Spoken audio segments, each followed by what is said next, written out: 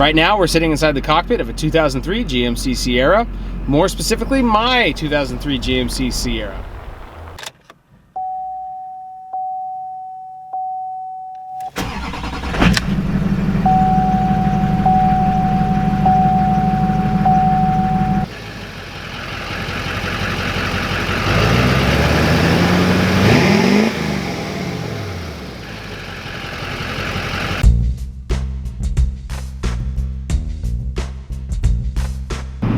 A lot of you guys are probably wondering, what in the world are you doing driving a GMC? You've owned and worked on Fords ever since you first started driving.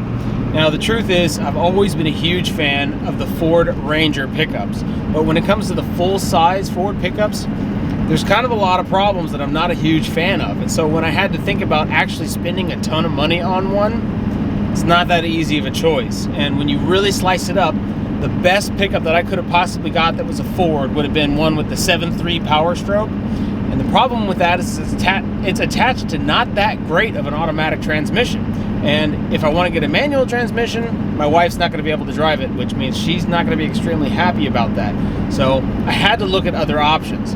And when it all boils down, the 6.6 Duramax is a fantastic engine, and when you made it to the Allison transmission, it's almost an unbreakable combo. Now, plenty of people have managed to break it in the past, but the way I'm going to be using it, it's going to last a long time. And for what I paid for this truck, I wouldn't have even been able to get a gas F-150 for the same price. So it was a no-brainer.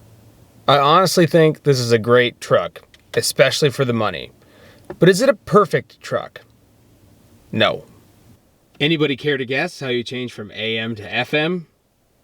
Let's see how long it takes you to figure it out.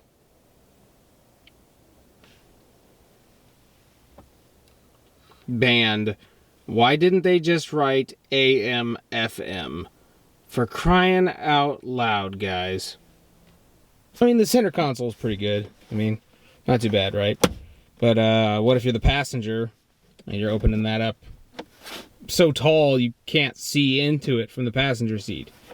Every other center console I've ever owned opened up this way, so you can use it from either seat. Maybe I'm being nitpicky here, but I can't be the only person who's thought of this. Possibly the worst engineering blunder of this whole thing. Every vehicle you've ever had, when you want the visor, you pull on it and it comes out. But nope, this one you have to push on it and then you can pull it out. Who designed this? And what were they thinking? Are you for real? This is the least intuitive thing I've ever seen. Come on, guys. Okay, the back seat I like. There's cup holders. You actually have climate control in the back, so you're able to have air conditioning and heat back here for your passengers. Plenty of room for car seats. I'm not a super small dude. Plenty of room back here for me, so back seat gets a win. Plus, it's really comfortable. Truth is, I wasn't really that picky on what kind of truck I got. It just needed to be a quad cab, 4x4, full size, so I could tow a boat, stuff like that. And when it came down to it, a lot of the trucks that I really liked had reliability issues, and I just cannot have that because you never know when the money's going to come and when the money's going to go. So you wanted to make sure that you had a truck that was going to last. 6.6 Duramax diesel inside of here, Allison transmission behind it. It's a really good combo. Now, I'm not insanely crazy about the truck, but what I really cared about is a truck that's going to last a long time, and this combo is going to be good for that. So comparable Fords, I really like the Ford 7.3, the International turbo diesel, but the automatic transmission it's made it to just had notorious reliability issues. And 5-speed, my wife was not a fan of trying to learn to drive a manual, especially a big truck. Would have been cool with the 6.0, except for they had all kinds of head gasket problems. 6.4 was even worse, and I really can't afford a 6.7. And even if I could, I don't know if I would do that.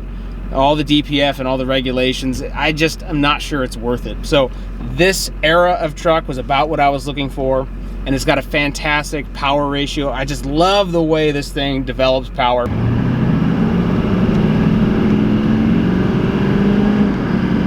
Oh, there it comes alive. Oh man, I just love those diesels, man. Those Duramaxes, I used to have to drive one for work. I drove a 2500 and a 3500. Just love the way they developed power. Even when they were fully loaded, they always accelerated really well, and they just have super smooth delivery.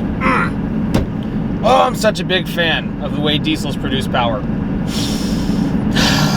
You know, I've literally been talking about getting a truck like this since 2014. So that's how long I've been saving my money and planning this purchase. I don't think I could have done a whole lot better. Even though there's certain things I don't like about the truck, super happy with it.